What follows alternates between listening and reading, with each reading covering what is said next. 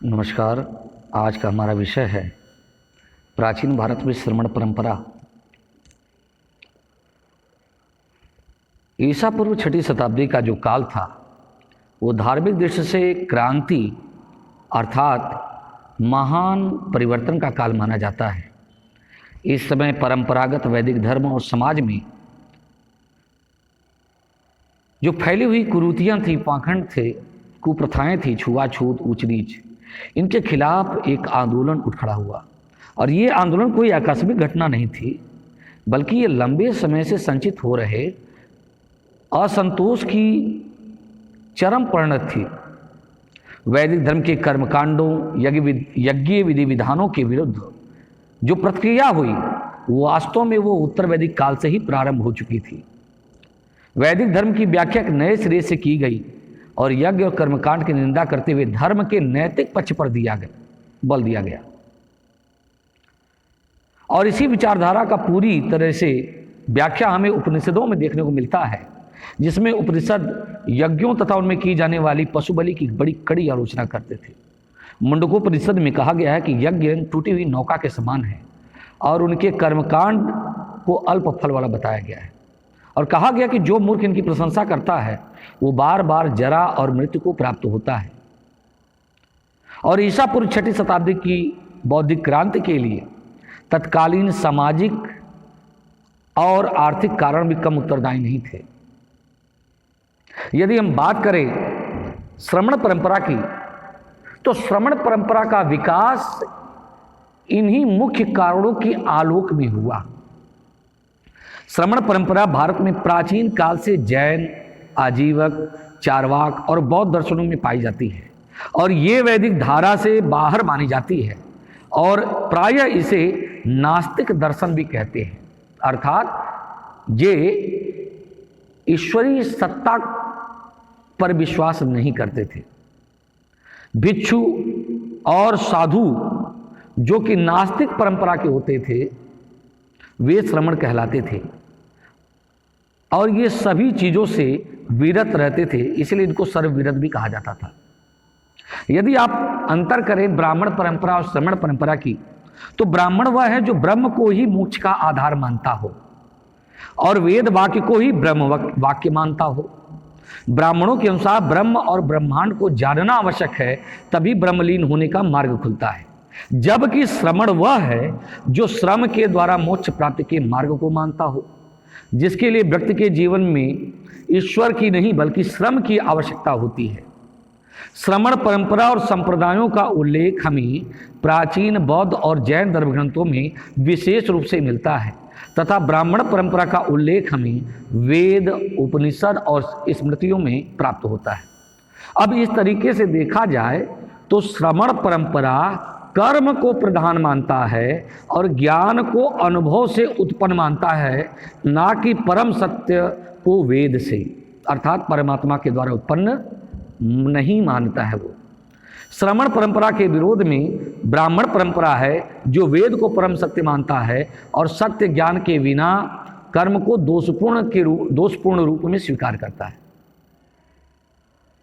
इस प्रकार से देखें तो ब्राह्मण परंपरा और श्रमण परंपरा परस्पर एक दूसरे के विरोधी हैं, लेकिन अगर मोक्ष के संबंध में बात करें तो ये अति प्राचीन दार्शनिक दृष्टिकोण हैं। अब हम बात करेंगे श्रमण शब्द के अभिप्राय की, उसका अर्थ क्या है। देखिए, श्रमण शब्द संस्कृत और प्राकृत के समण शब्द बना है। समण, छोटा वाला स्वर, ठीक है ना, जिसके स्वरूप 3 होते हैं। अगर मूर्धन्य स से देखा जाए तो श्रमण, दंत स से अगर बोले छोटे स से समन और एक तालव्य स से श्रमण। तो श्रमण परंपरा का आधार इन्हीं 3 शब्दों पर बना है, ठीक है ना। जो तालव्य स में जुड़ा हुआ र है उसके द्वारा जो श्रमण है उसका अर्थ है श्रम धातु से बना है। इसका अर्थ है परिश्रम करना। श्रमण शब्द का उल्लेख बृहदारण्यक उपनिषद में श्रमणों और श्रमणस के रूप में हुआ है। अर्थात यह शब्द इस बात को प्रकट करता है कि व्यक्ति अपना विकास अपने ही परिश्रम के द्वारा कर सकता है। सुख दुख उत्थान पतन सभी के लिए वह स्वयं उत्तरदायी है। ठीक है, अब हम छोटा वाला स जो है उसको आधा बनाकर, समन का अर्थ क्या है? समता भाव, सभी को आत्मवत समझना, सभी के प्रति समभाव रखना। जो बात अपने को बुरी लगती है वह दूसरे के लिए भी बुरी है। इसका स्पष्टीकरण आचरांग सूत्र एवं उत्तराध्ययन सूत्र में मिलता है। तो समन माने समता भाव, यानी सभी को एक जैसा समझना। तो एक समन ये हो गया। तीसरा क्या है? श्रमण, तालब विषय वाला, अपनी वृत्तियों को शांत रखना। शमन माने नाश करने वाला, यानी रोकना, निरोध करना। तो जो अपनी वृत्तियों को शांत रखता हो, इच्छाओं को, उनका निरोध करना ही शमन कहलाता है। अर्थात जो व्यक्ति अपनी वृत्तियों को संयमित रखता है वह महाश्रमण है। इस प्रकार श्रमण परंपरा का मूल आधार श्रम, सम समानता, श्रम रोकना, ठीक है ना, शमन करना, इन तीन तत्वों पर आश्रित है और इसी में इस नाम की सार्थकता दिखाई पड़ती है। अब बात करें प्राचीनता की, तो श्रमण परंपरा अत्यंत प्राचीन और उन्नत और गरिमामय है। भारतीय इतिहास के आदिकाल से ही हमें श्रमण परंपरा के संकेत प्राप्त हो जाते हैं। प्रोफेसर राम प्रसाद चंद्र, डॉक्टर प्राणनाथ विद्यालंकार, डॉक्टर आर के मुखर्जी इत्यादि विद्वान भी सिंधु सभ्यता के अवशेषों के आधार पर ये मानते हैं कि मोहनजोदड़ो की में अर्थात सिंधु घाटी सभ्यता के अवशेषों में हमें श्रमण परंपरा की प्राचीनता के लक्षण दिखाई पड़ते, संकेत दिखाई पड़ते हैं। और उनके मुहरों का संबंध आदि तीर्थंकर ऋषभदेव और उनके द्वारा प्रतिपादित श्रमण धर्म से जोड़ा जाता है। उन्होंने सप्रमाण स्पष्ट किया कि भारत में तपस्या और साधना के प्रवर्तक आदि तीर्थंकर ऋषभदेव थे। ठीक है ना, ये मैं पूरी तरीके से ये उसकी पुष्टि नहीं करता हूँ, जो विद्वान कहते हैं वो मैं बोल रहा हूँ। मोहनजोदड़ो के अवशेषों में तीर्थंकर ऋषभदेव की ध्यान अवस्था की एक मूर्ति का चित्रण हुआ है। उनके समीप कल्प वृक्ष का एक पत्र अंकित हुआ है और त्रिशूल के रूप में त्रिरत्न का प्रतिनिधित्व किया गया है और वृषभ का चिन्ह भी बैल की आकृति के रूप में उपलब्ध है। ठीक है ना, और 7 मुनियों की तपस्या की आकृतियां भी इस योगी मूर्ति के साथ हैं, जिसके आधार पर लोग इसे आदि तीर्थंकर ऋषभदेव से इसकी तुलना करते हैं। अगर हम बात करें श्रमण परंपरा का आरंभ जैन और बौद्ध संप्रदाय के से शुरू हुआ। श्रमण परंपरा एक अवैदिक परंपरा है। ये वेदों को परम प्रमाण के रूप में स्वीकार नहीं करता। यह मानता है कि व्यक्ति अपने श्रम के बल पर मोक्ष प्राप्त कर सकता है, न कि वेद के ज्ञान के आधार पर। तो श्रमण परंपरा ईश्वर में विश्वास नहीं करता। यह एक नास्तिक मत है जिसका प्रचार प्रसार जैन और बौद्ध संप्रदायों के उदय के बाद हुआ। प्रारंभ में ये उतनी प्रचलित नहीं था, लेकिन जितना प्रचलन इसका महाजनपद काल के दौरान हुआ। अब कारणों की बात करें, जैसा कि हम जानते हैं कि ब्राह्मण व्यवस्थाकारों के ने वर्ण व्यवस्था जो कि कठोर होकर के जात का रूप ले चुकी थी और इस समय ब्राह्मण वर्ग को सर्वोच्च स्थान मिला और अन्य वर्णों को उसके अधीन घोषित किया गया। इस समय में शूद्रों की दशा बड़ी ही दयनीय हो गई थी, जबकि इस वर्ग के सदस्यों की संख्या बहुत ज़्यादा थी। इन्हें कड़े सामाजिक नियमों में बांध दिया गया, इसलिए उनके मन में ब्राह्मण व्यवस्था के प्रति एक असंतोष की भावना आ चुकी थी। दूसरी ओर वैदिक काल में जहाँ स्त्रियों को कई अधिकार प्राप्त थे, उत्तर वैदिक काल के बाद स्त्रियों के अधिकार समाप्त हो गए। अब वो पूरी रूप से एक पितृ सत्तात्मक सत्ता के अधीन हो गई। इसलिए स्त्रियों में भी उसके प्रति थोड़ा बहुत एक असंतोष का दृष्टिकोण दिखाई देता है। आर्थिक दृष्टि से देखें तो यह एक नगरीय क्रांति का समय था। व्यापारी समृद्ध हो चुके थे, प्रभुत्व उत्पादन हो गया था। लेकिन महाजनपद काल में व्यापारियों की कुछ श्रेणियों को शूद्र के अंतर्गत रखा गया।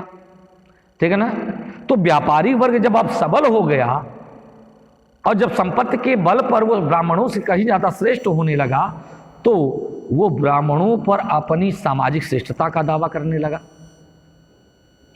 अब यदि हम बात करें दूसरी तरफ क्षत्रियों की, तो क्षत्रिय वर्ग भी जब पहले की अपेक्षा ज्यादा शक्ति संपन्न हो गए, तो वे भी अपने को ब्राह्मण वर्ण से श्रेष्ठ समझने लगे। और जैसा कि हम जानते हैं, महावीर स्वामी हों चाहे महात्मा बुद्ध, ये क्षत्रिय परंपरा से थे और क्षत्रिय राजाओं के द्वारा उनको बहुत ज्यादा समर्थन प्राप्त हुआ। तो कहीं न कहीं इन्होंने भी अपने आप को ब्राह्मण के प्रति श्रेष्ठ बताने का प्रयास किया।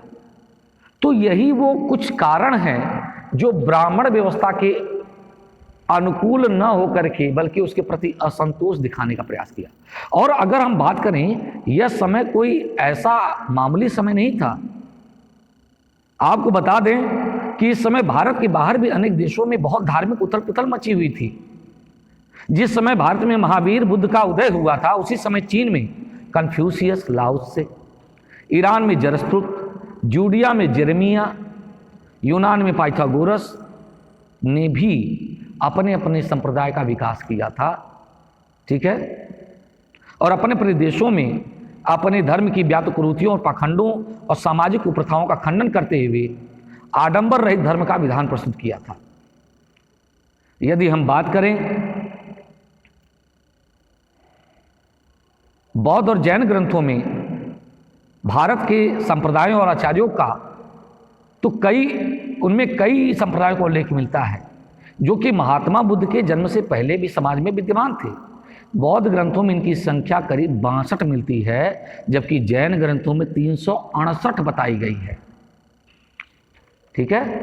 अब हम बात करेंगे कि वो कौन कौन से लोग थे जो नास्तिक संप्रदाय चला रहे थे। पहला है पूरण कश्यप। ठीक है ना। ये बौद्ध साहित्य में 6 तेथिया का नाम वर्णन मिलता है जो बुद्ध के समकालीन थे। जरा पहला सुनिएगा, कौन है? पूरण कश्यप। ये महात्मा बुद्ध के सिद्धांतों का इन्होंने घोर विरोध किया था, क्योंकि जहां बौद्ध धर्म पूरी तरह से कर्म के ऊपर निर्भर था, पूरण कश्यप का जो मत है वो अक्रियावादी था। देखो, बौद्ध धर्म में कर्म प्रमुख है, जबकि पूरण कश्यप क्या कहते हैं? अक्रियावादी है। उनका मत था कि चोरी, डकैती, बेईमानी, हत्या, झूठ, इन सब से कोई पाप नहीं मिलता, और दान, जप, तपस्या, सत्य, संयम करने से कोई पुण्य नहीं मिलता। अर्थात इनके अनुसार मनुष्य के कर्मों का कोई फल नहीं मिलता, इसलिए ये अक्रियावादी है। दूसरा क्या है? मक्खली पुत्र गोशाल। उनको भाग्यवादी कहते हैं बेटा। भाग्यवादी अर्थात जो क्या है? ऐसे पुरुष जो कि भाग्य को ही प्रमुख मानते हों।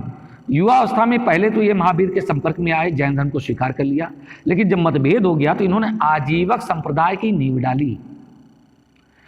कहते हैं मौर्यकालीन समय में अशोक ने संप्रदाय के अनुयायियों के लिए बराबर की पहाड़ियों में गुहा निर्माण कराया था, और उसके पुत्र दशरथ ने भी आजीविकों के लिए नागार्जुन पहाड़ियों में निवास के लिए 3 गुफाएं बनाई थी। और गुप्त काल के वराहमिहिर ने भी आजीवक संप्रदाय का उल्लेख किया। इसका मतलब ये संप्रदाय बड़े लंबे समय तक रहा। ठीक है ना। यदि हम बात करें आजीविकों के बारे में, तो महात्मा बुद्ध गोशाल को अपना सबसे प्रबल विरोधी समझते थे।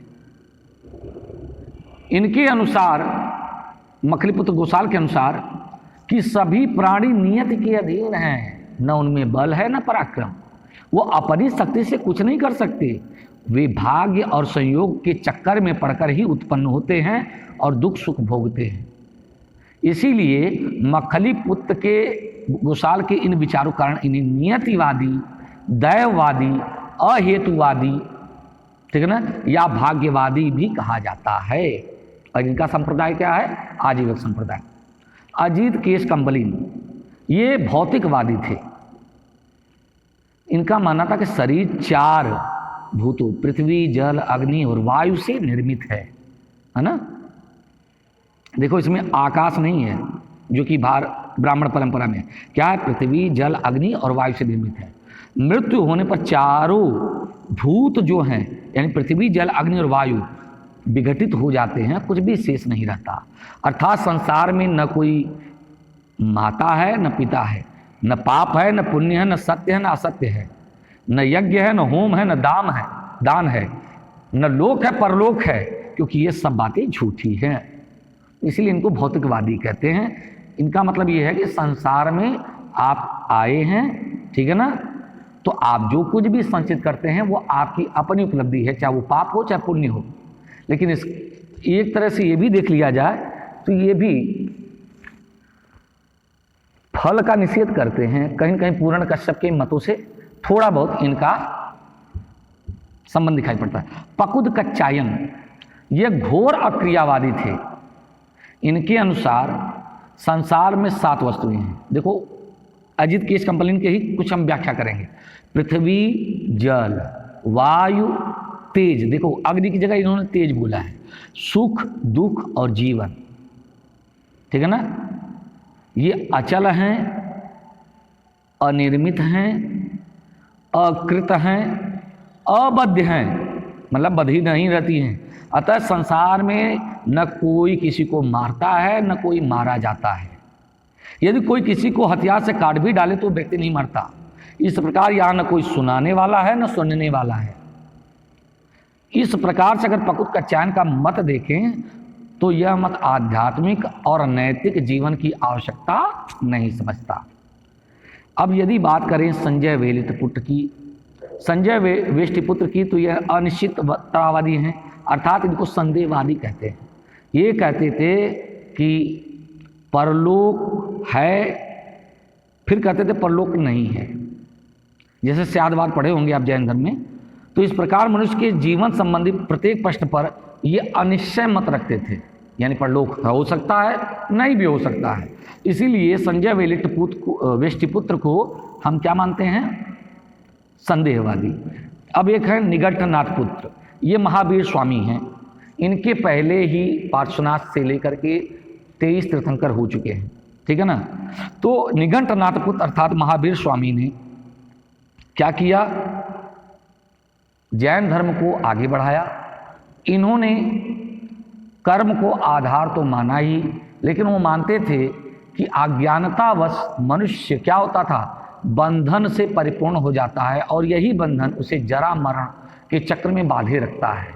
यदि हम पूरे शरीर को कष्ट दे करके, ठीक है ना, कष्ट पूर्वक, है ना, और 5 अणुव्रतों का पालन करें, यानी चोरी न करना, झूठ न बोलना, हिंसा नहीं करना, ठीक है ना, ब्रह्मचर्य का पालन करना, दूसरे की वस्तु का संग्रह न करना, तो मनुष्य जो क्या है अनंत चतुष्टय को प्राप्त हो जाता है। और इस प्रकार से जब वो निर्वाण को प्राप्त होता है तो उसके अंदर का जो जीव है वो मुक्त हो जाता है और फिर उसे अजीव के साथ संलग्न नहीं होना पड़ेगा, यानी शरीर को प्राप्त नहीं करना पड़ेगा। अगला कौन है, महात्मा बुद्ध, बौद्ध धर्म।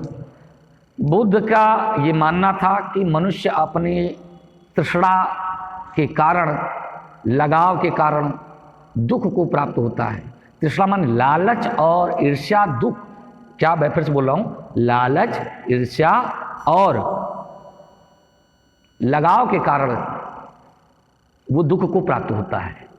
तो उन्होंने 4 आर्षत्यों के माध्यम से यह बताने का प्रयास किया कि मनुष्य अज्ञानतावश उसके अंदर संस्कार पैदा होते हैं और इसी संस्कार की वजह से वो जरा मरण के चक्र में बंधा रहता है। इसको द्वादश निदान के अंतर्गत व्याख्या की गई है। और जब तक मनुष्य 4 आर्षत्यों को भलीभांति नहीं जान लेता है, अष्टांगिक मार्ग का पालन नहीं करता है, तब तक वो मोक्ष को प्राप्त नहीं हो सकता, ठीक है ना। तो ये बौद्ध धर्म का है। तो इस प्रकार से देखें तो महाजनपद काल के ये प्रमुख नास्तिक संप्रदाय थे, ठीक है ना। इसके अलावा कुछ और भी संप्रदाय थे जिसके अंतर्गत आप किसको रख सकते हैं, क्रियावादी, जो जैन धर्म में 4 और संप्रदायों का उल्लेख मिलता है। अभी तो बौद्ध धर्म वाला बता रहे थे। तो क्रियावादी कौन है कि आत्मा के अस्तित्व मनुष्य के कर्मफल में विश्वास रखता था। इसकी 180 शाखाओं का उल्लेख किया जाता है। अक्रियावादी, उसको हम पढ़ा चुके हैं। अक्रियावादी के अंतर्गत आपको पूर्ण कश्यप और ये पकुत कात्यायन इन लोगों को पढ़ा ही चुके हैं आपको, ठीक है ना। तो ये घोर अक्रियावादी थे और पूर्ण कश्यप जी भी थे। तो अक्रियावादी में यह न आत्मा को मानता था न कर्मफल को। इनकी धारणा थी कि प्रत्येक वस्तु नश्वर है। इसकी 84 शाखाएं थी। देखिए जैन धर्म के आधार पर बता रहा हूँ। अज्ञानवादी, संसार में जितने भी ज्ञान हैं सब परस्पर विरोधी हैं, कोई ज्ञान पूर्ण अथवा शाश्वत नहीं है, फिर मोक्ष प्राप्ति के लिए ज्ञान की आवश्यकता ही क्या, ठीक है ना। इसकी 67 शाखाओं का उल्लेख जैन साहित्य करता है। एक है विनयवादी। इस संप्रदाय की दृष्टि में मनुष्य के लिए ज्ञान की अपेक्षा विनीत भाव अधिक आवश्यकता है। विनय से ही मनुष्य का परम कल्याण हो सकता है और इसकी 32 शाखाओं का उल्लेख करता है जैन ग्रंथों में। इस प्रकार से देखें, जैन और बौद्ध धर्म ग्रंथों में वर्णित धार्मिक मान्यताओं से प्रकट होता है कि साधारण जनता पर बौद्धिक क्रांति का विशेष प्रभाव तो नहीं पड़ा था, लेकिन हाँ, इसने उच्च और शिक्षित वर्ग को जरूर प्रभावित किया। गांव में रहने वाले परंपरा अनुरागी भारतीय बहुत कुछ उसके प्रति उदासीन ही रहा और अपने पुरातन बहुदेववाद, यज्ञवाद, रूढ़िवाद और अंधविश्वास को सहसा छोड़ देने के लिए प्रस्तुत नहीं था। लेकिन इतना तो स्पष्ट है कि यह श्रमण परंपरा प्राचीन भारत की सबसे प्राचीनतम मोक्ष दिलाने वाली दार्शनिक दृष्टिकोण के अंतर्गत रखा जा सकता है।